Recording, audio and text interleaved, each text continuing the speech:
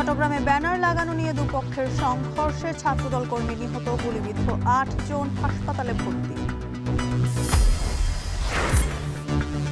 ভৈরবে train আটকে হামলার দায়ে থানায় মামলা, জেরার দাবিতে নৌপথ অবরোধ স্থানীয়দের। চট্টগ্রামে চলন্ত ট্রাকে ট্রেনের ধাক্কায় নিহত ১।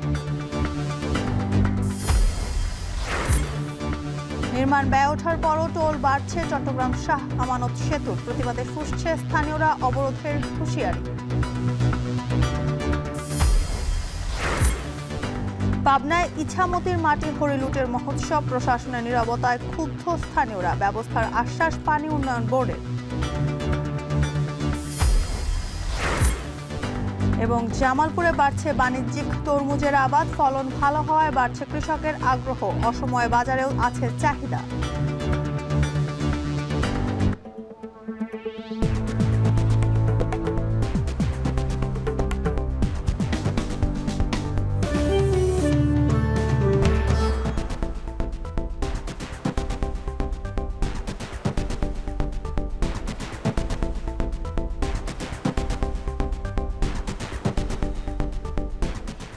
স্বাগত এখন জনপদে। পুরো আয়োজনে আপনাদের সঙ্গে আছে আমি জানসিন জুথিকা।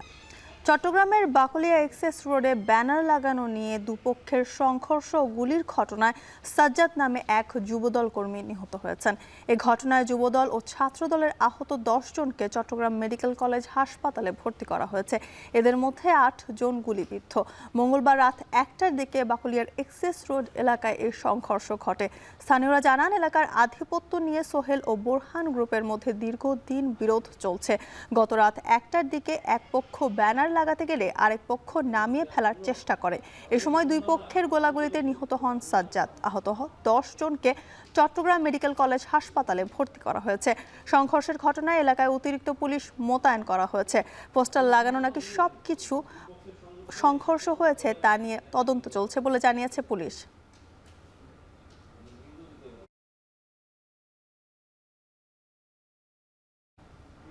চট্টগ্রামের বাকলিয়ায় গুলিবিদ্ধ হয়ে চট্টগ্রাম মেডিকেল কলেজে ভর্তি হয়ে আরও ৮ জন। এ নিয়ে বিস্তারিত জানাতে চট্টগ্রাম মেডিকেল থেকে যুক্ত হচ্ছেন সহকর্মী ফয়সাল করিম। ফয়সাল, আপনি তো হাসপাতালে এই মুহূর্তে রয়েছেন, গুলিবিদ্ধদের সবশেষ অবস্থা জানাবেন আমাদের, এবং যুবদল কর্মী নিহতের ঘটনায় কোনো মামলা হয়েছে কিনা এখনো পর্যন্ত জানাবেন। জুথিকা, এই ঘটনায় এখনও কোনো মামলা হয়নি, তবে পুলিশের সাথে কথা বলে যেটি জেনেছি যে তারা অভিযানে নেমেছে তাদের দাবি, এবং পুলিশের যিনি দক্ষিণ বিভাগের যিনি ডিসি আছেন তিনি বলছেন যে আসলে যারা ঘটনা ঘটিয়েছেন বা হামলাকারী তারা পলাতক আছেন। এবং কিছুক্ষণ আগে আমরা দেখেছি চট্টগ্রাম মেডিকেল কলেজ হাসপাতালের জরুরি বিভাগ থেকে নিহতের মরদেহ বুঝে পেয়েছেন স্বজনেরা, তারা সেটি এখন পোস্টমর্টমের জন্য নিয়েছেন। এরপরে আজকে বিকেলে নাগাদ সেটি দাফন করা হতে পারে, এবং তারা জানিয়েছেন যে আজকে রাতের মধ্যে হয়তো তারা এই ঘটনায় মামলা করবেন। তবে এখন যেটি আমরা দেখেছি চট্টগ্রাম মেডিকেল কলেজ হাসপাতালে এসে আমরা আহতদের মধ্যে একজনকে পেয়েছি, গুলিবিদ্ধ, তিনি সামান্য আহত হয়েছেন, গুলির স্প্লিন্টারে আহত হয়েছেন। এবং যারা এসেছিলেন 11 জন, তারা কিন্তু অধিকাংশ বা অর্থাৎ 10 জনই কিন্তু প্রাথমিক চিকিৎসা নিয়ে রাতেই ঘরে ফিরে গেছেন। তবে যিনি নিহত রয়েছেন মোহাম্মদ সাজ্জাদ, তার পরিচয় আমরা যতটুকু নিশ্চিত হতে পেরেছি যে তিনি স্থানীয় এক যুবদল নেতার অনুসারী ছিলেন, এবং তিনি যুবদলের বহিষ্কৃত একজন নেতা, চট্টগ্রামের মেয়র ডাক্তার শাহাদাত হোসেনের অনুসারী। তবে কিছুক্ষণ আগে আমরা দেখেছি মেয়র ডাক্তার শাহাদাত হোসেন নিহতের মরদেহ দেখতে এসেছিলেন। তিনি তখন দাবি করেছেন যে এই যে গ্রুপটি বা যে হামলাকারী আছে তারা মূলত স্থানীয় সন্ত্রাসী হিসেবে পরিচিত। তারা 5ই আগস্টের আগে আওয়ামী রাজনীতির সাথে জড়িত ছিলেন, এখন তারা বিএনপির রাজনীতিতে সক্রিয় হওয়ার চেষ্টা করেছেন, এবং তার ছবি ব্যবহার করে তারা এলাকায় আধিপত্য বিস্তারের চেষ্টা করছিলেন। এবং যেই পোস্টার বা ব্যানার তিনি নামিয়ে ফেলার জন্য নির্দেশ দিয়েছিলেন, পাশাপাশি পুলিশকে তিনি অনুরোধ করেছিলেন, পুলিশ কমিশনারকে। মেয়রের দাবি যে আসলে পুলিশ কমিশনারকে তিনি ফোন করে এই সন্ত্রাসীদের ধরবার জন্য তিনি অনুরোধ করেছিলেন, এবং সেই অনুরোধ আসলে চট্টগ্রামের যে বাকলিয়া থানা, তিনি সাংবাদিকদের স্পষ্ট করে বলেছেন যে বাকলিয়া থানা পুলিশ এটিতে গাফিলতি করেছে এবং তাদের গ্রেপ্তারে কোনো ব্যবস্থা কিন্তু নেয়নি। এমনকি ঘটনার কয়েক ঘন্টা আগেও তিনি পুলিশকে অনুরোধ করেছিলেন যাতে তাদের বিরুদ্ধে ব্যবস্থা নেওয়া হয়, কারণ নানা ধরনের অভিযোগ রয়েছে তাদের বিরুদ্ধে। এলাকায় স্থানীয় যে গ্রুপটির বিরুদ্ধে অভিযোগ উঠেছে তারা আসলে এখন বিএনপিতে সক্রিয় হওয়ার চেষ্টা করছেন। তবে ঘটনার যে বিবরণ সেটি আমরা স্বজনের সাথে কথা বলে যে জানতে পেরেছি রাত 12টার ঘটনা, এবং এই সময় নাকি পুরো এলাকায় লোডশেডিং ছিল। নিহতের যিনি বড় ভাই আছে তার দাবি, আর নিহতের যিনি বাবা আছেন তিনি বলছেন যেটি পরিকল্পিতভাবে ঘটনা হয়েছে এবং যেই স্থানটিতে ঘটনাটি ঘটেছে সেখানে আশপাশের কয়েকটি ভবনে হামলাকারীরা হেলমেট পরে অবস্থান নিয়েছিল এবং মুহুর্মুহু গুলির শব্দে কিন্তু পুরো এলাকা কেঁপে উঠেছিল। এবং আমরা সামাজিক যোগাযোগ মাধ্যমেও বেশ কয়েকটি ভিডিও দেখেছি যেখানে এইসব গুলির শব্দ শোনা যাচ্ছে এবং এলাকায় কিন্তু এখনও চাপা উত্তেজনা বা ভীতি কাজ করছে। পুলিশ বলেছে সেখানে পরিস্থিতি নিয়ন্ত্রণে তাদের বাড়তি টহল রয়েছে। তবে এর আগেও কিন্তু গত মার্চে আমরা দেখেছিলাম বাকলিয়ায় যে ঘটনা ঘটেছে যে স্থানটিতে, সেখানে কিন্তু জোড়া খুনের ঘটনা ঘটেছিল দুটি পক্ষের, চট্টগ্রামের দুটি সন্ত্রাসী গ্রুপের মধ্যকার বিবাদের ফলে। তো বাকলিয়া অ্যাক্সেস রোড মূলত চট্টগ্রামের বিএনপির জন্য একটি শক্তিশালী ঘাঁটি, যেখানে আসলে এখন অনেকেই বিএনপির রাজনীতিতে সক্রিয় হওয়ার চেষ্টা করছেন এবং যাদের বিরুদ্ধে আসলে অভিযোগ উঠেছে তারাও বিএনপিতে রাজনীতিতে সক্রিয় হওয়ার চেষ্টা করছেন, কিন্তু মূলত তারা আসলে যুবলীগ কর্মী বলে উঠেছে। তবে এখনও আসলে আমরা এই ঘটনায় কোনো গ্রেপ্তার কিংবা পুলিশের পক্ষ থেকে কোনো ধরনের আপডেট বা এই ঘটনায় মামলা করার মতো কোনো খবর পাইনি। তবে এখানে যেটি দেখছে যে নিহতের স্বজনেরা লাশ বুঝে পেয়েছেন এবং তাদের একটি প্রত্যাশা যাতে এই ঘটনায় যারা জড়িত আছেন তাদেরকে গ্রেপ্তারে পুলিশ যাতে সচেষ্ট হয়। চট্টগ্রাম থেকে যুক্ত ছিলেন ফয়সাল করিম, জানাচ্ছিলেন সেখানকার সবশেষ তথ্য। সাভারে সিটি ইউনিভার্সিটিতে সংঘর্ষের ঘটনা এখন পর্যন্ত কোনো পক্ষই মামলা করেনি। ক্যাম্পাস জুড়ে বিরাজ করছে শুনশান নীরবতা। এদিকে 4 নভেম্বর পর্যন্ত বিশ্ববিদ্যালয়ের সকল একাডেমিক কার্যক্রম বন্ধ ঘোষণা করে দেয় নির্ধারিত সময়ের আগেই হল ছেড়ে চলে গেছেন শিক্ষার্থীরা। গতকাল সন্ধ্যা 6টার মধ্যে শিক্ষার্থীদের হল ত্যাগের নির্দেশ দেওয়া হয়।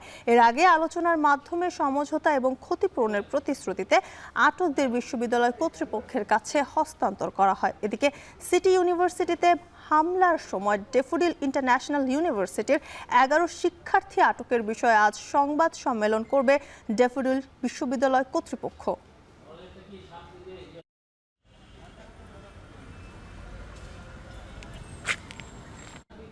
সাভারে সিটি ইউনিভার্সিটি ও ড্যাফোডিল বিশ্ববিদ্যালয়ের শিক্ষার্থীদের সংঘর্ষের ঘটনায় আজ থেকে 4 নভেম্বর পর্যন্ত বন্ধ ঘোষণা করা হয়েছে সিটি বিশ্ববিদ্যালয়।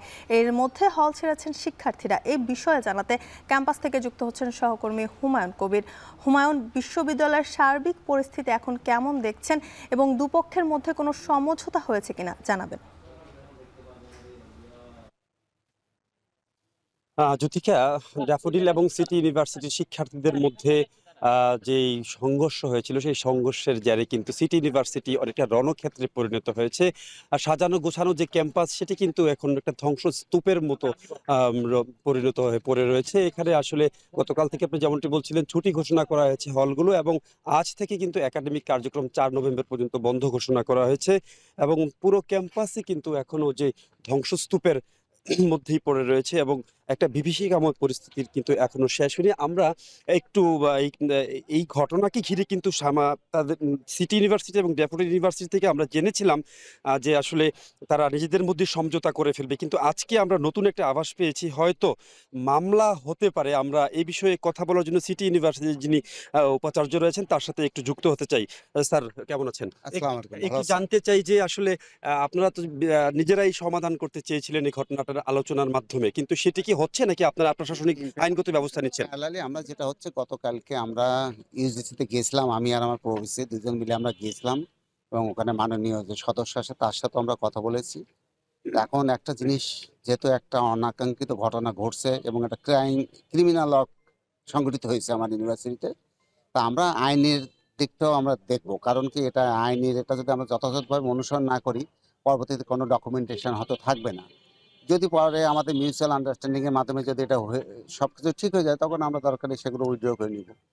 জি, অসংখ্য ধন্যবাদ। দর্শক, কথা বলছিলেন সিটি ইউনিভার্সিটির উপাচার্য। তিনি বলছিলেন তারা আসলে এটি মিউচুয়াল আন্ডারস্ট্যান্ডিং এর মাধ্যমে সমাধানের চেষ্টা করেছিলেন, এখনও তাদের সেই চেষ্টা রয়েছে। তারপরেও তারা যেহেতু ফৌজদারি অপরাধ, সে কারণে তারা আসলে একটি মামলা করবেন ভবিষ্যতে যে ডকুমেন্টেশনের জন্য কিংবা যে ঘটনাটি ঘটেছে সেটির স্বীকৃতি যাতে থাকে, সে কারণে কিন্তু তারা একটি মামলা করবেন, এমন কথাই কিন্তু উপাচার্য মহোদয় বলছিলেন। এছাড়া যেমনটি বলছিলাম যে গোটা ক্যাম্পাস কিন্তু এখনো যে ক্ষত চিহ্ন বয়ে বেড়াচ্ছে, পোড়া বাস, তারপরে প্রশাসনিক ভবন, একাডেমিক ভবন, ছাত্রী হোস্টেল থেকে শুরু করে বিভিন্ন যে আসবাবপত্র যেগুলো ভেঙে ফেলা হয়েছে, পুড়িয়ে ফেলা হয়েছে। 11টি যানবাহনের মধ্যে 4টি যানবাহনে আগুন দেওয়া হয়েছে, বাকি যানবাহনগুলো কিন্তু ভাঙচুর করা হয়েছে। এগুলো কিন্তু এখনো ক্যাম্পাসে সাক্ষী হয়ে পড়ে রয়েছে। পাশাপাশি আমরা যদি একটু দেখাই, যে মূল ভবন থেকে, প্রশাসনিক ভবন থেকে যে আসবাবপত্র এনে এখানে পুড়িয়ে দেওয়া হয়েছে, সে চিহ্ন কিন্তু এখনো বর্তমান রয়েছে।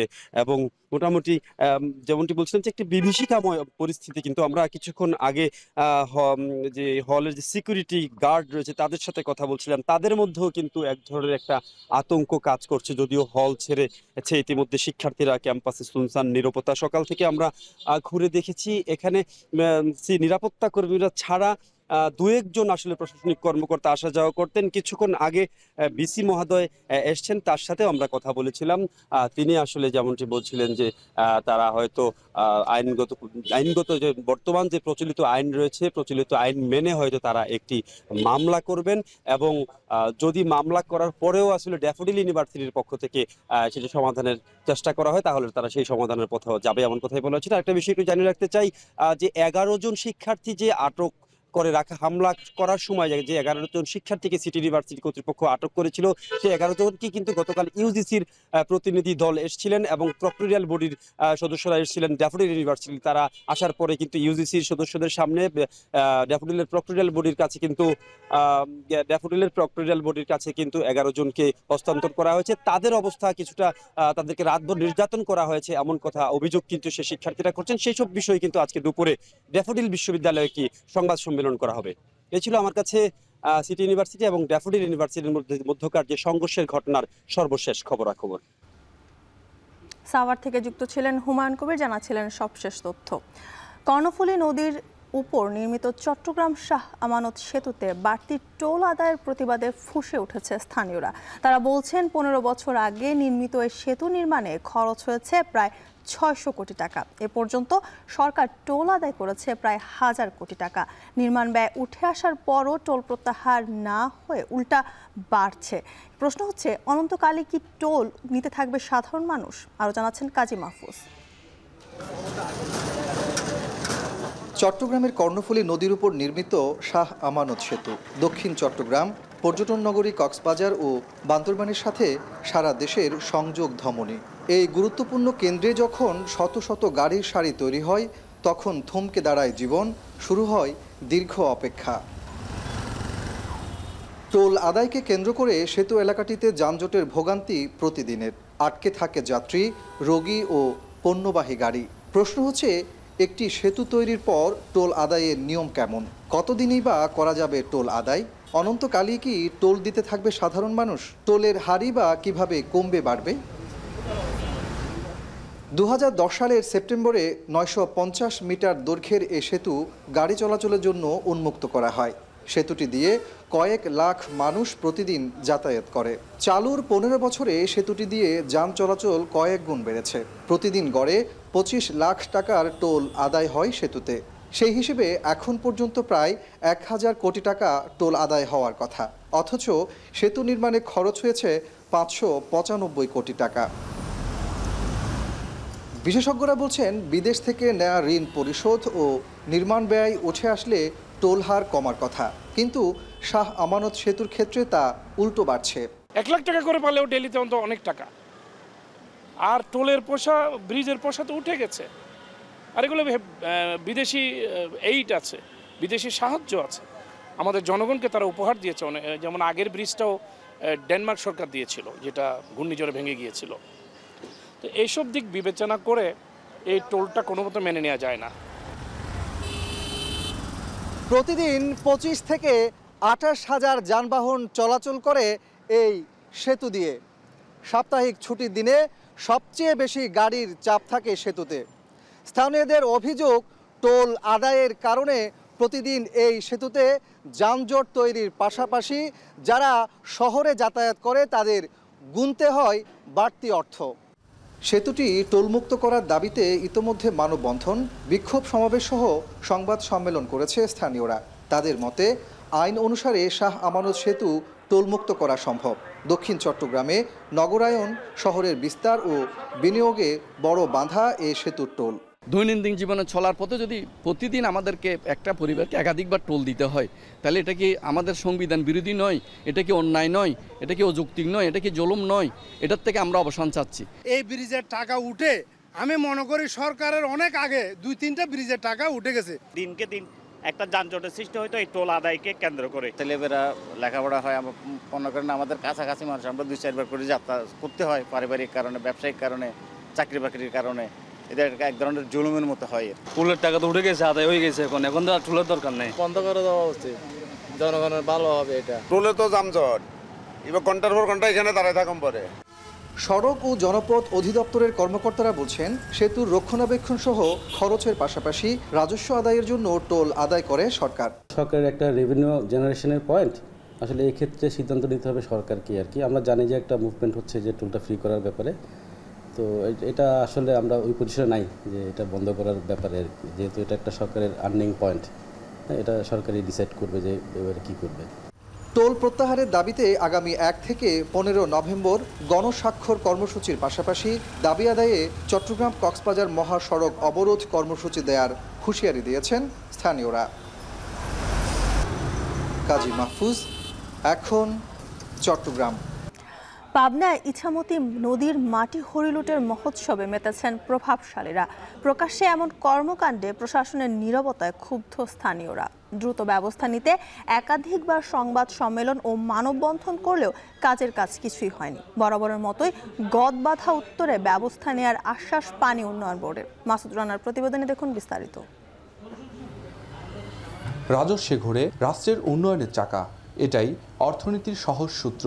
কিন্তু সেই রাজস্ব ফাঁকি দিয়ে রাষ্ট্রের সম্পদ হরিলুটের মহোৎসব চলছে পাবনাতে। জেলার বিভিন্ন এলাকায় ইছামতি নদীর সরকারি মাটি কেটে অবৈধভাবে বিক্রি করা হচ্ছে প্রকাশ্যে। ড্রাম ট্রাকের মাধ্যমে সরকারি মাটি কেটে বিক্রয় করা হলেও নেওয়া হচ্ছে না কোনো ব্যবস্থা। অভিযোগ উঠেছে এই অবৈধ কর্মকাণ্ডে জড়িত স্থানীয় প্রভাবশালী ও ঠিকাদার চক্র মসজিদ মাদ্রাসার বিনামূল্যের মাটি নেওয়ার নামে নিজেদের স্বার্থ হাসিলের কাজ করছেন তারা। এতে সরকার হারাচ্ছে কোটি কোটি টাকার রাজস্ব। 10 টাকা নিয়ে দেশে মাদ্রাসা মসজিদে 2 টাকা, আর 7 টাকাই 8 টাকাই চলে যাচ্ছে বাইরে বিক্রি করতেছে। আমরা ক্ষয়ক্ষতির মানুষ, আমাদের জমির পর মাটি পড়ছে, সেই মাটি এখন নিয়ে চলে যাচ্ছে, নিয়ে যায় মসজিদ মাদ্রাসার কথা কয়ে মনে করেন যে মাটিটা বিক্রি হচ্ছে। প্রত্যেকটা ড্রাইভার এরকম মাটি বেচতেছে, বা প্রত্যেকটা ম্যানেজার হলেও মাটির দালালরা বসে বসে রয়েছে। আপনি এই রাস্তা দিয়ে দেখেন, প্রত্যেক জায়গায় জায়গায় জায়গায় মাটি ফেলায় রাখছে। এই মাটিগুলো কোথায়? অভিযুক্তদের কেউ কেউ বলছে নিয়ম মেনেই মাটি নেওয়া হচ্ছে। না, এটা টেন্ডারের মাধ্যমে, এটা যারা প্রতিষ্ঠান থেকে যারা পাস করা নিতে পারছে তাদের মাধ্যম দিয়ে আমরা খালি এখান থেকে পৌঁছা দেওয়ার দায়িত্ব আমাদের। এটা ঠিকাদারের দাম, কোনো বিক্রি হচ্ছে না এখানে। মাটি ফেলালাম, ওখান থেকে আমরা মাটি নিয়ে আসছি, নিয়ে এসে এখানে যাচ্ছিলাম, ইনি চাইলে এনার কাছ দিয়ে দিছি, দিয়ে আমরা মাটি দিলাম মাথা বিশেষের প্রজেক্টে। সরকারি মাটি কেটে বিক্রি বন্ধে দ্রুত ব্যবস্থা নেওয়ার আশ্বাস পানি উন্নয়ন বোর্ডের।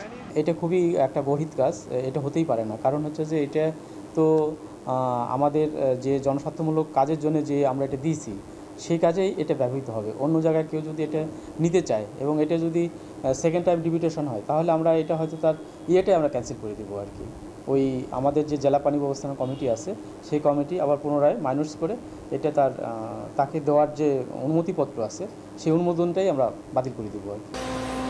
2024 সালে রাষ্ট্রপতির উদ্যোগে 1554 কোটি টাকার ব্যয়ে খনন সহ ইছামতির প্রায় 110 কিলোমিটার খনন প্রকল্প গ্রহণ করে সরকার। অবৈধভাবে মাটি কেটে নেওয়ায় নদীর গতি প্রকৃতি হারানোর সংখ্যা স্থানীয়দের। মাসুদ রানা, এখন, পাবনা। চুয়াডাঙ্গায় ছোঁয়াচে চর্মরোগ স্ক্যাবিসের প্রাদুর্ভাব ভয়াবহ আকার ধারণ করেছে। প্রতিদিন হাসপাতাল আর উপজেলার স্বাস্থ্য কেন্দ্রে ভিড় বাড়ছে আক্রান্ত রোগীদের।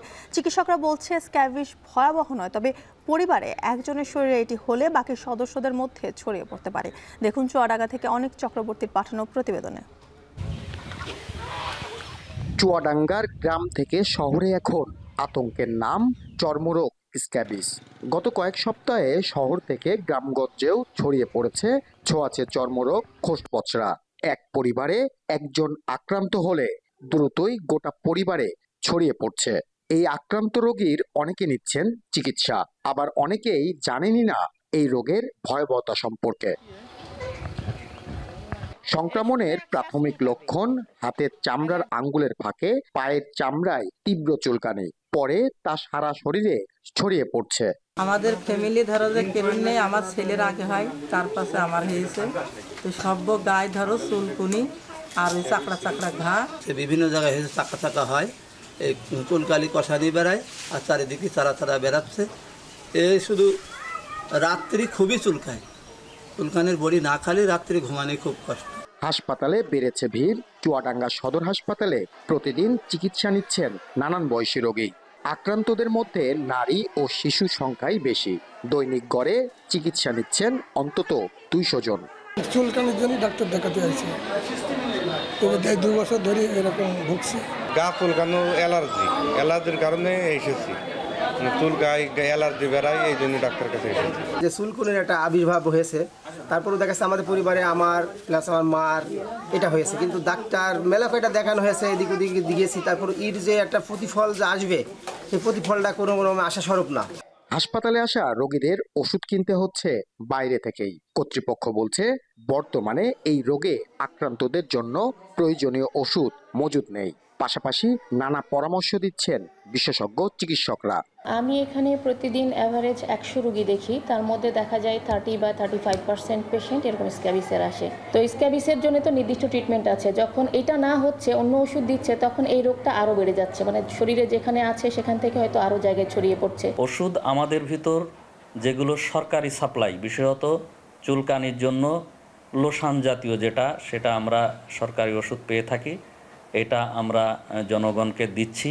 এই রোগটা বিশেষত হাইজিনটা মেনটেন করতে হবে, সচেতন হইতে হবে এবং সবাইকে একসাথে চিকিৎসা নিতে হবে, তাহলে আমার মনে হয় এই রোগের প্রকোপটা কমবে।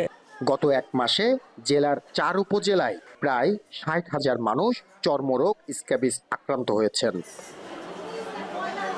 অনিক চক্রবর্তী, এখন চুয়াডাঙ্গা। ময়মনসিংহ নগরীর ড্রেন এবং নির্মাণাধীন ভবনগুলোতে অহরহ মিলছে এডিসের larva. Akua, Naha road, boundary road, Notun Bazar এলাকা সহ বেশ কয়েকটি স্থানে ডেঙ্গুর হটস্পট চিহ্নিত করা হয়েছে। এ নিয়ে বিস্তারিত জানাতে নগরীর নাহা রোড থেকে যুক্ত হচ্ছেন ইমতিয়াজ আহমেদ। ইমতিয়াজ, জানাবেন এডিস মশার বংশ বিস্তার রোধে সিটি কর্পোরেশনের তৎপরতা কেমন দেখছেন, এই নিয়ে কি বলছেন নগরবাসী? জ্যোতি, যতই দিন গড়াচ্ছে ডেঙ্গু কিন্তু আশঙ্কাজনক হারে ময়মনসিংহে বাড়ছে এবং উদ্যোগের কারণ হয়ে যাচ্ছে। এবং ইতিমধ্যে যেটা আপনি বলছিলেন যে ময়মনসিংহ নগরীর Nahar road, boundary road, Notun বাজার, গোয়ালকান্দি থেকে শুরু করে শান্তিপাড়া, এই সমস্ত এলাকাগুলো কিন্তু ইতিমধ্যে হটস্পট ঘোষণা করা হয়েছে। আমরা গতকালকে থেকে আমরা হাসপাতাল থেকে শুরু করে এই যে হটস্পটের যে জায়গাগুলো রয়েছে সেগুলোতে আমরা খোঁজ নিয়ে দেখছিলাম এবং আমরা দেখতে পেরেছি যে এই মুহূর্তে যে আমরা নাহার রোডে রয়েছে, এই নাহার রোডে কিন্তু প্রতিদিন গড়ে অন্তত 5 থেকে 7,000 শিক্ষার্থী কিন্তু প্রাইভেট এবং কোচিংয়ে পড়ার জন্য এখানে আসেন। এবং যেহেতু এই এলাকাটি হটস্পট, এই যে আমরা যে বিল্ডিংগুলো দেখছি বা নির্মাণাধীন ভবনগুলো কাজ হচ্ছে, প্রত্যেকটি বিল্ডিংয়ে কিন্তু জ্বর আক্রান্ত রোগী রয়েছে এবং তারা বলছেন যে অনেকেই হাসপাতালে রয়েছেন, অনেকেই জ্বরে আক্রান্ত হচ্ছেন, ডেঙ্গু জ্বরে আক্রান্ত হচ্ছেন। এবং এর কারণে কিন্তু একটা অভিভাবক থেকে শুরু করে শিক্ষার্থী থেকে শুরু করে সবার মনেই কিন্তু একটা আতঙ্ক বিরাজ করছে। এবং একটু বলে রাখা প্রয়োজন যে ময়মনসিংহ সিটি কর্পোরেশনের পক্ষ থেকে 2 ধাপে মূলত মশক নিধন ওষুধ ছিটানো হচ্ছে। সকালে তারা লার্ভাসাইড ছিটান এবং বিকেলের দিকে তারা ফগার মেশিন দিয়ে এগুলো ছিটান, যদিও সেগুলো খুবই অপ্রতুল বলছেন যারা নগরবাসী। এবং যার কারণে আমরা যে ড্রেনগুলোতে দেখছি প্রচুর লক্ষ লক্ষ লার্ভাগুলো আমাদের ক্যামেরার লেন্সে কিন্তু ধরা পড়েছে। এবং এগুলো যেহেতু এই জায়গাটি হটস্পট, সুতরাং নিঃসন্দেহে বলা যায় এখানে এডিস মশার লার্ভার সংখ্যা কিন্তু বেশি। সুতরাং যারা শিক্ষার্থী রয়েছেন কোমলমতি, তাদের জন্য কিন্তু এটি খুবই বিপজ্জনক। এবং এইগুলো যদি নিয়মিত পরিষ্কার পরিচ্ছন্ন না করা হয় এবং নিয়মিত ওষুধ ছিটানো না হয়, তাহলে কিন্তু এটি একটি বড় ধরনের একটি বিপর্যয় হিসেবে দাঁড়ায়। আমরা গতকালকে ময়মনসিংহ মেডিকেল কলেজ হাসপাতালে যেটা দেখেছি যে রোগীর উপচে পড়া ভিড়, চিকিৎসা সেবা দিতে হিমশিম খেতে হচ্ছে এবং রোগীদের জন্য হাসপাতাল কর্তৃপক্ষ বিশেষ শয্যা বাড়ানোর কথা কিন্তু চিন্তা করছেন। ময়মনসিংহ সিটি কর্পোরেশনের যে তথ্যটি আমার কাছে রয়েছে, প্রায় 1.5 কোটি টাকা মশক নিধনের জন্য তারা কিন্তু এবার ব্যয় করার সিদ্ধান্ত গ্রহণ করেছেন এবং যেখানে 1.5 কোটি টাকা ইতিমধ্যে ব্যয় করেছেন, কিন্তু এর কোনো সুফল কিন্তু নগরবাসী এখন পর্যন্ত পায়নি বলে আমাদেরকে অভিযোগ করেছেন। এবং তারা যেটা বলছেন যে যখন মশক নিধন যে ওষুধগুলো ছিটানোর কথা, যেহেতু কালকে থেকে আজকে পর্যন্ত আমরা এখন পর্যন্ত পর্যন্ত তাদেরকে কাউকে কিন্তু সিটি কর্পোরেশনের পক্ষ থেকে এই অঞ্চলগুলোতে বিশেষ করে নাহার রোড বাউন্ডারি এলাকাগুলোতে কিন্তু আমরা দেখতে পাইনি। সুতরাং এই কার্যক্রমগুলো যে খুবই ধীরগতিতে চলছে সেটি কিন্তু নিঃসন্দেহে বলা যায়, এবং যার কারণে কিন্তু তারা অভিযোগ করছেন, বিশেষ করে এই এলাকাবাসী নগরবাসী, যখনই তারা মশক নিধন ছিটাতে আসছেন ড্রেনগুলোতে ছিটিয়ে তারা চলে যাচ্ছেন, বাসাবাড়ি কিংবা ভেতরের দিকে যে সরু গলিগুলো সেগুলো কিন্তু তারা ছিটানোর চেষ্টা করেন। আমরা দেখতে পাচ্ছি যে ক্যামেরা লেন্সে যতদূর আমরা দেখাতে পাচ্ছি যে প্রচুর লক্ষ লক্ষ এডিস মশাল বা বিভিন্ন মশার যে লার্ভাগুলো সেগুলো রয়েছে, এবং এগুলো আসলে আমরা এর আগেও দেখেছি সিটি কর্পোরেশনের পক্ষ থেকে এই বাউন্ডারি রোড যে হটস্পটগুলোর কথা আমরা বললাম সেগুলোতে বা নির্মাণাধীন ভবনগুলো থেকে কিন্তু এডিস মশার লার্ভা কিন্তু তারা সংগ্রহ করেছে, জরিমানাও করেছেন। কিন্তু তারা যেটা বলছেন যে আসলে সচেতনতা বৃদ্ধি করার দিকে তারা সবচেয়ে বেশি জোর দেওয়ার চেষ্টা করছেন, এবং যেহেতু এই জায়গাগুলো খুবই আশঙ্কাজনক হারে ডেঙ্গু রোগীর সংখ্যা বাড়ছে, সুতরাং এই জায়গাগুলোর ক্ষেত্রে ড্রেন থেকে পরিষ্কার থেকে পরিচ্ছন্নতা থেকে শুরু করে মশকনিধন কার্যক্রম আরও ত্বরান্বিত করার বিকল্প নেই কিন্তু বলছেন। আমরা আরও একটু দেখাতে চাই যে এখানে আসলে ছোট ছোট কোমলমতি যারা শিক্ষার্থী রয়েছেন তারা কিন্তু সকাল থেকে সন্ধ্যা রাত পর্যন্ত কিন্তু এখানে পড়াশোনার জন্য আসে। সুতরাং এই জায়গাটি যদি বিশেষভাবে গুরুত্ব না দেওয়া হয় তাহলে কিন্তু এই বিশেষ করে আমি নাহার রোডের কথা বলছি বা বাউন্ডারি রোড, নতুন বাজার এলাকা, জেলা স্কুল মোড়, গোয়ালকান্দি থেকে শুরু করে শানকিপাড়া, এই আকুয়া, এই এলাকাগুলোর দিকে যদি বিশেষভাবে গুরুত্ব না দেওয়া হয় তাহলে এটি কিন্তু আসলে কন্ট্রোলের বাইরে চলে যাবে, এবং প্রত্যেকটি ঘরেই কিন্তু জ্বরের আক্রান্ত রোগী রয়েছে, ডেঙ্গু আক্রান্ত রোগী রয়েছে। সুতরাং চিকিৎসকরাও যেটা বলছেন যে জ্বর হলে কোনো রকম অ্যান্টিবায়োটিক না খেয়ে সরাসরি রক্ত পরীক্ষার মাধ্যমে যদি ডেঙ্গু ধরা পড়ে দ্রুত যেন হাসপাতালে যোগাযোগ করে। কিন্তু হাসপাতালেও যেটা বলছিলাম যে বসে রোগীদের চিকিৎসা নিতে হচ্ছে, এবং কর্তৃপক্ষ সর্বশেষ যেটা আমাদেরকে জানিয়েছেন তারা আসলে সিট বর্ধিত করতে তারা বাধ্য হচ্ছে। সুতরাং ময়মনসিংহের ডেঙ্গু আক্রান্ত রোগীর সংখ্যা বাড়ছে, এবং এটি নিরোধন করার ক্ষেত্রে সিটি কর্পোরেশনের পক্ষ থেকে পাশাপাশি মানুষকে সচেতন হওয়ার কোনো বিকল্প নেই বলে কিন্তু আমাদেরকে জানিয়েছেন। এবং সিটি কর্পোরেশনের যিনি প্রশাসক রয়েছেন বর্তমান ময়মনসিংহ বিভাগীয় কমিশনার, তিনিও যেটা আমাদেরকে জানিয়েছেন যেহেতু ডেঙ্গু একটি জাতীয় ইস্যু, সুতরাং ডেঙ্গু তারাও এই মাসে বিশেষ করে অক্টোবরে কিন্তু সর্বোচ্চ ময়মনসিংহে আক্রান্ত রোগীর সংখ্যা তারা পেয়েছেন, এবং তারাও চাচ্ছেন যে কিভাবে এটি আরও ত্বরান্বিত করা যায়। এই প্রোগ্রামগুলো যেহেতু মশক নিধন ক্র্যাশ প্রোগ্রাম চলছে সিটি কর্পোরেশনের পক্ষ থেকে, সেটি কিভাবে আরও বৃদ্ধি করা যায় সেই বিষয়ে কিন্তু জোর দেওয়ার চেষ্টা করছে। সবাই সাধারণ মানুষ এবং নগরবাসী এবং অভিভাবক থেকে শুরু করে শিক্ষার্থীরা আশঙ্কায় রয়েছেন, এবং তাদের একটা উদ্যোগের কারণ রয়েছে, এবং তারা যেটা চাচ্ছেন যে কোনো মূল্যেই হোক এই ডেঙ্গু নিয়ন্ত্রণে ময়মনসিংহের প্রশাসনকে বা সিটি কর্পোরেশন সহ সাধারণ মানুষকে কিন্তু আসলে সতর্ক অবস্থান থাকতে হবে। সব মিলিয়ে এই ছিল ময়মনসিংহ থেকে ডেঙ্গু পরিস্থিতির সবশেষ খবর আমার কাছে। জ্যোতি। ময়মনসিংহ থেকে ডেঙ্গু পরিস্থিতির খবর জানাতে যুক্ত ছিলেন ইমতিয়াজ আহমেদ। শাহজালাল বিজ্ঞান ও প্রযুক্তি বিশ্ববিদ্যালয়ের কেন্দ্রীয় ছাত্র সংসদ ও হল সংসদ নির্বাচনের জন্য 13 সদস্যের কমিশন গঠন করা হয়েছে। নির্বাচন কমিশনের সাথে আলোচনা করে শিগগিরই রোড ম্যাপ ঘোষণা করা হবে জানিয়েছেন বিশ্ববিদ্যালয়ের উপাচার্য। এ নিয়ে বিস্তারিত জানাতে বিশ্ববিদ্যালয় থেকে যুক্ত হচ্ছেন গোলজার আহমেদ। গোলজার, সাকসু নির্বাচনের জন্য নির্বাচন কমিশন গঠন করা হয়েছে, এই বিষয়ে শিক্ষার্থীদের প্রতিক্রিয়া কেমন দেখছেন জানাবেন। দেখুন, আসলে শাহজালাল বিজ্ঞান ও প্রযুক্তি বিশ্ববিদ্যালয়ের যে সকল শিক্ষার্থীরা আছেন, বিশেষ করে ছাত্র নেতৃত্বদানকারী যে সকল সংগঠনের প্রতিনিধিরা, তারা দীর্ঘদিন থেকেই দাবি করে আসছিলেন যে যত দ্রুত সম্ভব সিলেটের শাহজালাল বিজ্ঞান ও প্রযুক্তি বিশ্ববিদ্যালয়ের যে কেন্দ্রীয় ছাত্র সংসদ নির্বাচনের। এরই প্রেক্ষিতে গতকাল সন্ধ্যায় আসলে উপাচার্য কার্যালয় থেকে রেজিস্ট্রার স্বাক্ষরিত যে পরিপত্র জারি করা হয়, সেখানে 13 সদস্য বিশিষ্ট নির্বাচন কমিশন ঘোষণা করা হয়। সেই নির্বাচন কমিশনের ঘোষণা অনুসারে শিক্ষার্থীরা বলছেন যে তারা দীর্ঘদিন থেকে যে দাবি করে আসছিলেন সেই দাবির প্রতিফলন ঘটেছে, এবং যত দ্রুত সম্ভব এই নির্বাচন কমিশন যত স্টেক হোল্ডার আছে সবাইকে সাথে নিয়ে খুব দ্রুত সময়ের মধ্যে দিতে হবে। কারণ তারা একটা বিষয় এখানে বলছেন যে নভেম্বরের মধ্যে যদি নির্বাচনটা না হয়, সেক্ষেত্রে ডিসেম্বর গেলে যে বার্ষিক যে ছুটিগুলো থাকে সেখানে বিশ্ববিদ্যালয়ে আসলে অনেকটা শিক্ষার্থীরা অনুপস্থিত থাকে। সুতরাং এই সময়ের আগে তাদেরকে করতে হবে। ইতিমধ্যে বাংলাদেশ ছাত্র দলের যে সকল প্রতিনিধিরা আছেন, বিশ্ববিদ্যালয় শাখার এবং ছাত্র শিবির, ইসলামী আন্দোলন এবং বৈষম্য বিরোধী ছাত্র আন্দোলন সহ সাংস্কৃতিক যে সংগঠনের নেতৃবৃন্দরা, তাদের সাথে আমাদের কথা হয়েছে। তারা বলছেন যে এটি আসলে আরও আগে থাকার কথা, এবং তারা 48 ঘন্টার যে আলটিমেটাম দিয়েছিলেন যে বুধবারের মধ্যে নির্বাচনের কমিশনের যে রোডম্যাপ সেটি ঘোষণার, সেটি কিন্তু উপাচার্য কার্যালয় থেকে দেওয়া হয়নি, শুধুমাত্র নির্বাচন কমিশন গঠন করা হয়েছে।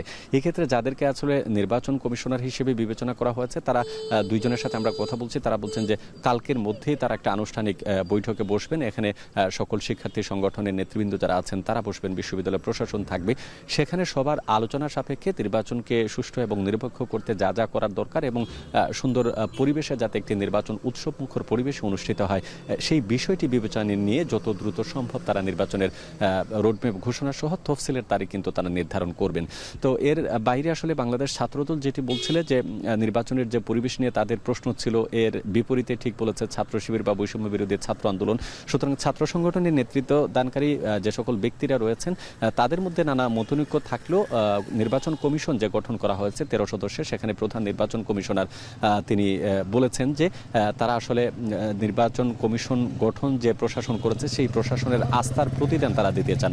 এখানে সকল শিক্ষার্থী তাদের কাছে সমান এবং অন্যান্য বিশ্ববিদ্যালয়ে যে ত্রুটিগুলো হয়েছিল নির্বাচন কেন্দ্রিক সেই ত্রুটিগুলো যাতে এখানে না থাকে, অর্থাৎ সেই বিশ্ববিদ্যালয়গুলোর নির্বাচনের অভিজ্ঞতা কাজে লাগিয়ে নতুন করে তারা পরিকল্পনা এখানে করছেন এবং সবার একটি অংশগ্রহণ যাতে নিশ্চিত হয় এই বিষয়টিও কিন্তু তারা গুরুত্ব দেবেন। এবং নির্বাচন কমিশনাররা তারা বলছেন যে কোনোভাবেই হোক এটি নভেম্বরের মধ্যেই তারা নির্বাচন শেষ করতে চান এবং সেটি হয়তো বুধবার কিংবা বৃহস্পতিবারের সকালে নির্বাচনী রোডম্যাপ সহ তফসিল যে ঘোষণার আনুষ্ঠানিক দায়িত্ব সেই দায়িত্ব তারা পালন করবেন যথাযথভাবে। তো এই ছিল আমার কাছে শাকসু নির্বাচন নিয়ে সর্বশেষ তথ্য। যুথিকা। শাকসু নির্বাচন নিয়ে সবশেষ খবর জানাচ্ছিলেন গৌজার আহমেদ। আখাউড়া স্থলবন্দর দিয়ে বেড়েছে রপ্তানি আয়, তবে পণ্য আমদানি অনিয়মিত হওয়ায় কমেছে রাজস্ব আদায়। এ নিয়ে বিস্তারিত জানাতে আখাউড়া স্থলবন্দর থেকে যুক্ত হচ্ছেন আজিজুল সঞ্চয়। রপ্তানির সবশেষ খবর জানাবেন।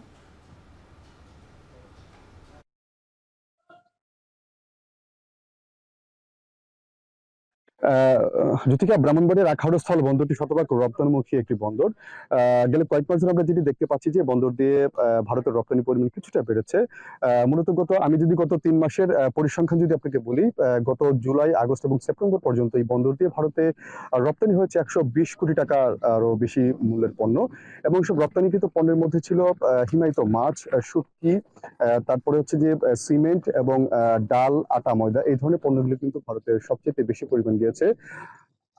আমরা কথা বলেছিলাম আখাউড়া স্থল বন্দরের ব্যবসায়ীদের সঙ্গে। তারা যেটি বলছেন যে এখন এই মুহূর্তে ভারতে হিমায়িত মাছের চাহিদা বেশি, যার ফলে এখন রপ্তানি পরিমাণ কিছুটা বেড়ে গিয়েছে। এখন প্রতিদিন করে প্রায় 1 কোটি টাকা মূল্যের বিভিন্ন দেশীয় প্রজাতির মাছ ভারতে রপ্তানি হচ্ছে। তার মধ্যে পাঙাশ, পাবদা সহ বিভিন্ন জাতের মাছ কিন্তু রয়েছে। এছাড়া অন্যান্য যেসব পণ্যগুলো আছে সেগুলো কিন্তু তুলনামূলকভাবে রপ্তানি পরিমাণ কিছুটা বাড়ছে বলে ব্যবসায়ীরা মনে করছেন। তবে একটু তথ্য দিয়ে রেখে যুথিকা, গেল মে মাস থেকে কিন্তু এই বন্দর দিয়ে ভারতের বেশ কয়েকটি পণ্য রপ্তানিতে নিষেধাজ্ঞা দিয়েছে ভারত সরকার। তার মধ্যে কিন্তু প্রক্রিয়াজাত খাবার, তারপর প্লাস্টিক এবং ফার্নিচার পণ্য রয়েছে। তবে এই ধরনের পণ্যগুলো কিন্তু এই বন্দর দিয়ে ভারতের সবচেয়ে বেশি পরিমাণ রপ্তানি হতো। তবে এখানকার ব্যবসায়ী যেটি বলছেন যে আসলে এই যে নিষেধাজ্ঞার আওতায় পড়ে যে পণ্যগুলো আছে সেই পণ্যগুলোর উপর থেকে যদি নিষেধাজ্ঞাটি যদি প্রত্যাহার করা হয় সেক্ষেত্রে কিন্তু বন্দর দিয়ে ভারতের রপ্তানি পরিমাণটি আরো কিন্তু বেড়ে যেতে পারে বলে তারা মনে করছেন।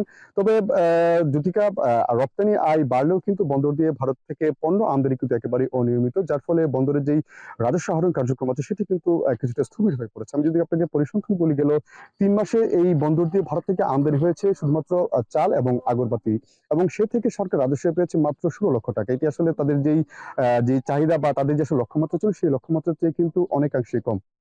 মূলত এই বন্দরের ব্যবসায়ী যেটি বলছেন যে আসলে ভারতের ত্রিপুরার আশপাশের রাজ্যগুলো থেকে যে ধরনের পণ্য আসলে ভারত থেকে বাংলাদেশে আনার অনুমতি রয়েছে, এই ধরনের পণ্যগুলো এই বন্দর দিয়ে আসলে চাহিদা কম, যার ফলে ব্যবসায়ীরা এগুলো আমদানি করছেন। এবং তারা বলছেন যে যদি এখানে মোটর পার্টস বা প্রসাধনীর মতো উচ্চ চাহিদা সম্পন্ন পণ্যগুলো যদি ভারত থেকে আনার অনুমতি দেয় রাজস্ব বোর্ড, সেক্ষেত্রে কিন্তু তারা আমদানি পরিমাণটি বাড়িয়ে দেবেন। সেক্ষেত্রে সরকারের এই যে রাজস্ব আয়ের যে কার্যক্রম সেটি কিন্তু অনেকাংশে বৃদ্ধি পাবে বলে তারা মনে করছে। তো আমরা কথা বলেছিলাম এই বন্দরের কাস্টমস কর্তৃপক্ষের সঙ্গে। তারা বলছেন যে তারা ব্যবসায়ীদের যে দাবি আছে যে বিভিন্ন পণ্য অর্থাৎ নিষিদ্ধ ভিত্তিতে সব ধরনের পণ্য আমদানি অনুমোদন দেওয়া, সেটি কিন্তু এখন আসলে জাতীয় রাজস্ব বোর্ডের বিষয়। সেটি নিয়ে তারা জাতীয় রাজস্ব বোর্ডের সঙ্গে তারা নিয়মিত আলাপ আলোচনা করছেন। তবে এখনো পর্যন্ত যেহেতু এই ধরনের কোনো ইনস্ট্রাকশন বা নির্দেশনা যেহেতু এসে পৌঁছায়নি কাস্টমস কর্তৃপক্ষের কাছে, সেক্ষেত্রে আসলে তারা ব্যবসায়ীদেরকে এই বন্দর দিয়ে সব ধরনের পণ্য আমদানির অনুমতি তারা দিতে পারছেন না।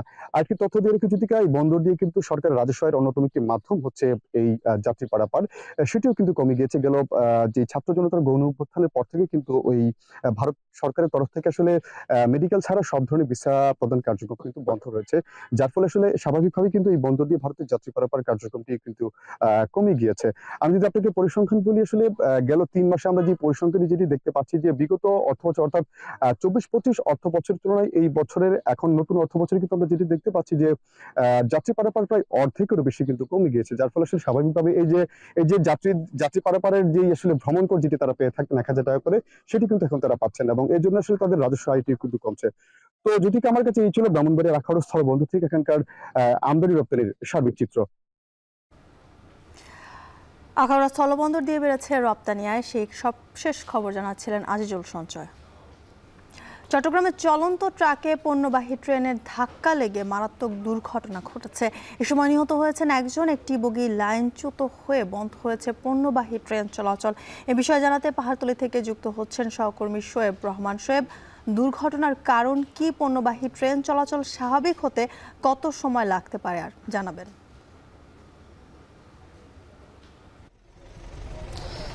যুধিকা, এরই মধ্যে এই যে দুর্ঘটনাটি ঘটেছে সেখানে ট্রেনের যেই ইঞ্জিনটি উল্টে গিয়েছে সেই ইঞ্জিন বা দুর্ঘটনা কবলিত ট্রেনটিকে উদ্ধার করার জন্য উদ্ধারকারী ট্রেন এরই মধ্যে উপস্থিত হয়েছে এবং সেই উদ্ধারকারী ট্রেন কিন্তু কাজও শুরু করেছে এবং এটি একটি সময় সাপেক্ষ ব্যাপার, কিছুটা সময় অবশ্যই লাগবে। এবং আপনি যেমনটি বলছিলেন যে এই দুর্ঘটনায় একজন নিহত হয়েছেন, তিনি মূলত এই রেল লাইনটির পাশেই তিনি টেবিল চেয়ার নিয়ে বসেছিলেন, তবে তিনি রেলের কোনো কর্মচারী নন সেটুকু আমরা নিশ্চিত হয়েছি। এবং তার ওপরে যে পণ্যবাহী যে বস্তাগুলো ছিল সেই বস্তাগুলো চালের বস্তা, সেগুলো উল্টে তার গায়ের উপরে পড়ে এবং সেই বস্তার নিচে চাপা পড়ে মূলত তিনি নিহত হন। এবং এখানে আমরা দেখতে পাচ্ছি দুর্ঘটনা কবলিত যেই ট্রাকটি রয়েছে সেটি দুমড়ে মুচড়ে একেবারে উল্টে যায় এবং একই সাথে ইঞ্জিন যেটি রয়েছে এবং ট্রাকের দেখতে পাচ্ছি সামনের যে অংশটি, চালকের যে অংশটি, সেটিও কিন্তু একেবারে দুমড়ে মুচড়ে গেছে।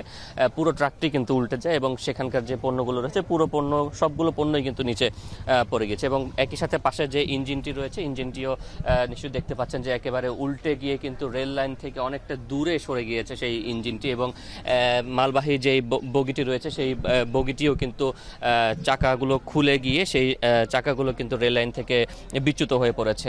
এবং এই লাইনটি দিয়ে মূলত সারা বাংলাদেশেই পণ্যবাহী রেল চলাচল করে এবং এই মুহূর্তে এই লাইন দিয়ে পণ্যবাহী সব ধরনের রেল চলাচল বন্ধ রয়েছে। এবং আমরা দেখতে পাচ্ছি যে আইন শৃঙ্খলা বাহিনীর সদস্যরা এসেছেন, তারা শৃঙ্খলা রক্ষার কাজ করছেন এবং উদ্ধারকারী যেই ট্রেনটি বা যেই ক্রেন, উদ্ধারকারী যে ক্রেন, সেটিও কিন্তু এসে হাজির হয়েছে। এবং দেখতে পাচ্ছেন যে একটি বগি, বেশ কয়েকটি বগি কিন্তু ক্ষতিগ্রস্ত হয়েছে বা লাইনচ্যুত হয়েছে বলা যায়। একটি বগি আমরা দেখতে পাচ্ছি যে সেটিও পুরোপুরি রেল সড়ক থেকে, রেল লাইন থেকে অনেকটা দূরে ছিটকে পড়েছে এবং সেখানে আমরা দেখতে পাচ্ছি যে সেই উদ্ধারকারী যে ট্রেনটি রয়েছে সেই ট্রেনটি দিয়ে এর মধ্যে রেলের যারা কর্মকর্তারা রয়েছেন তারা কাজ শুরু করেছেন।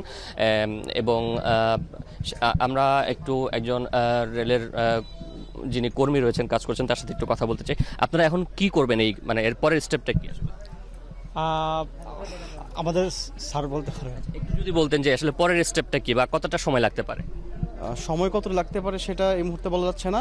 আমরা এখানে বাফারটা কেটে এই বিএফসিটিটাকে পিছন দিকে নিয়ে যাব, তারপর ক্রেন দিয়ে এখানে যে সমস্ত গাড়িগুলো আছে সেটাকে তুলে তারপর রিরেল করার চেষ্টা করবো আর কি। দুর্ঘটনার কারণটা কি জানতে পেরেছেন? এটা আমার সিনিয়র স্যারদেরকে নিয়ে একটা তদন্ত কমিটি গঠন হয়েছে, আপনার স্যারদের কাছে জিজ্ঞেস করলে আরও ভালো ডিটেলস জানতে পারবেন।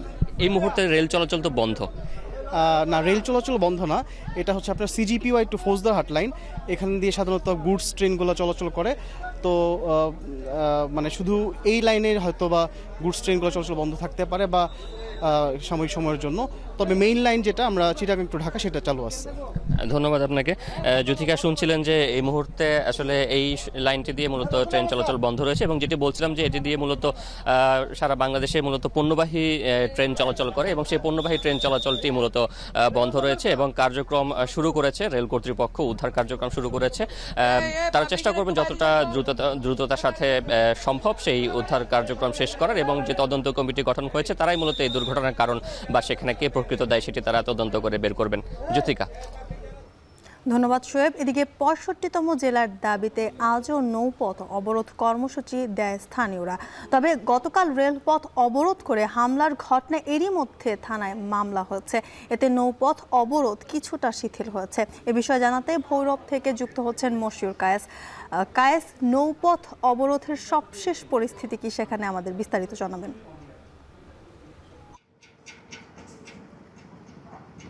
যদিকা এইখানে সকাল থেকে আমরা দেখেছি যে নৌপথ এবং নৌবন্দর যেটি ভৈরবের সেটির মধ্যে বেশ স্থবিরতা বিরাজ করেছে। যদিও এটি খুবই সরব একটি নৌবন্দর, বলা হয়ে থাকে যে বাংলাদেশের তৃতীয় সর্বোচ্চ বৃহৎ কিন্তু নৌবন্দরটি।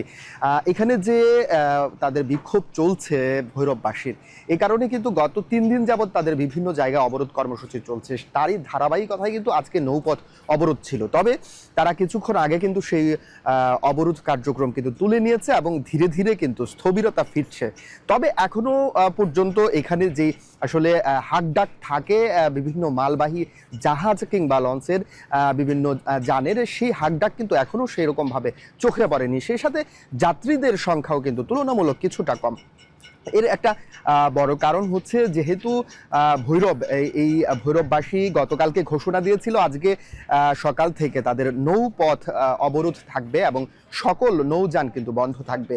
এবং আগে থেকেই কিন্তু সকল প্রকার নৌযান এবং লঞ্চ, যাত্রীবাহী এবং মালবাহী প্রত্যেকটা যান কিন্তু তারা বলে দিয়েছিল যেন আজকে তারা সেগুলো এখান থেকে ছেড়ে না যায়, এবং সেরকমটি কিন্তু আমরা দেখেছি যে অনেক যানই সেটি পালন করেছে। তবে আজকে আন্দোলনকারীরা যারা এখানে উপস্থিত হয়েছিল তারা যে বিষয়টি জানিয়েছে যে গতকালকে যেহেতু ট্রেন অবরোধের সময় একটা দুর্ঘটনা ঘটেছিল, বিক্ষোভ হয়েছিল, সে কারণে কিন্তু একটি মামলা হয়েছে, যার ফলে আজকে আতঙ্কিত হয়ে অনেক বিক্ষোভকারী কিন্তু কম এসেছে, যার ফলে তারা কিন্তু খুব সংক্ষিপ্ত আকারে আজকের এই নৌপথ অবরোধ কার্যক্রম তারা পরিচালিত করেছে। তো এই মুহূর্তে নৌ চলাচল স্বাভাবিক রয়েছে এবং নৌবন্দরটিও কিন্তু স্বাভাবিকভাবে চলছে।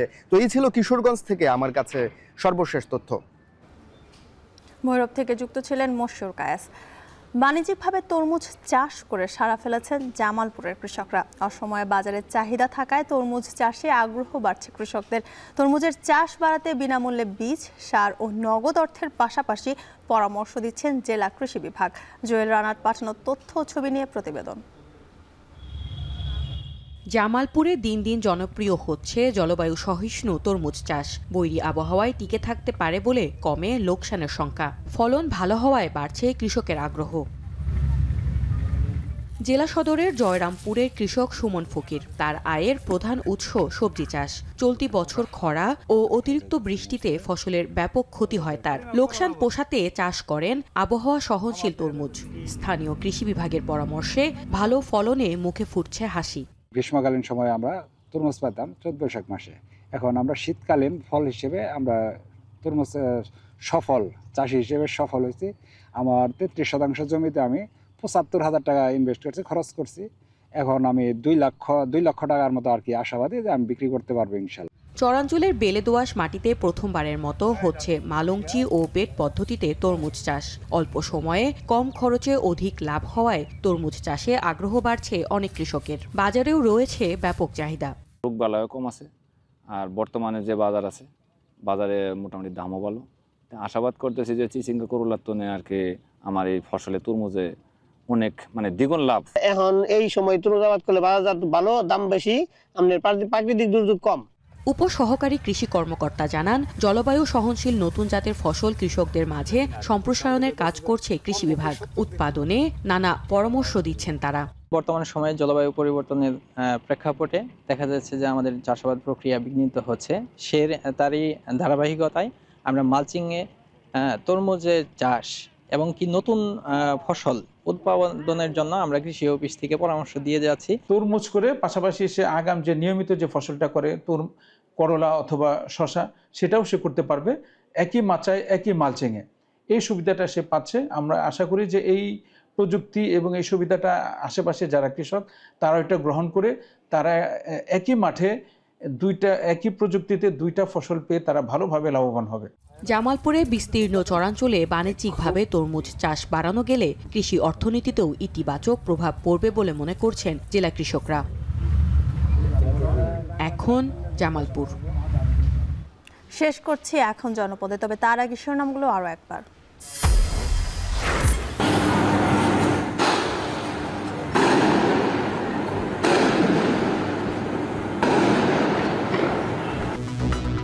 চট্টগ্রামে ব্যানার লাগানো নিয়ে দুপক্ষের সংঘর্ষে যুবদল কর্মী নিহত, গুলিবিদ্ধ 8 জন হাসপাতালে ভর্তি।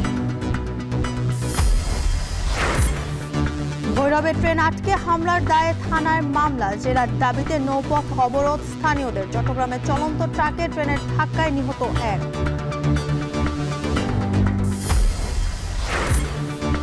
নির্মাণ ব্যয় ওঠার পরও টোল বাড়ছে চট্টগ্রাম শাহ আমানত সেতুর, প্রতিবাদে ফুঁসছে স্থানীয়রা, অবরোধের হুঁশিয়ারি।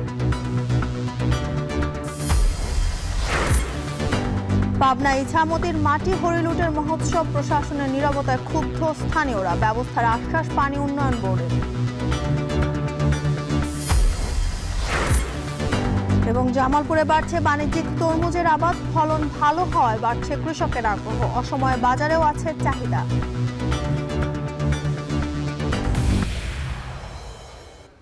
এই ছিল এখন জনপদে। এখন টেলিভিশন ওয়েবসাইটে দেখতে ভিজিট করুন এখন.tv, এছাড়া ফেসবুকে দেখতে ভিজিট করুন facebook.com/tv.এখন এবং ইউটিউবে দেখতে ভিজিট করুন youtube.com/c/এখন tv।